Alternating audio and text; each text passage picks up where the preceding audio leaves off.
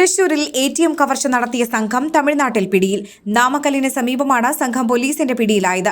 തുടർന്ന് പോലീസുമായുള്ള ഏറ്റുമുട്ടലിൽ പ്രതികളിൽ ഒരാൾ വെടിയേറ്റു കൊല്ലപ്പെട്ടു. മറ്റൊരു പ്രതിക്ക് കാലിൽ വെടിയേറ്റിട്ടുണ്ട്.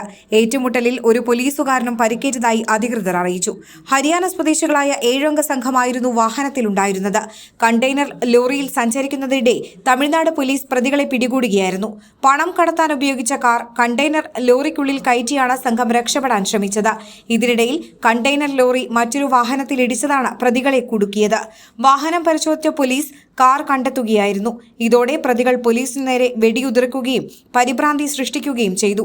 ഇതിനു മുൻപും സംഘം ATM കവർച്ചകൾ നടത്തിയിട്ടുണ്ടെന്ന് പോലീസ് പറഞ്ഞു.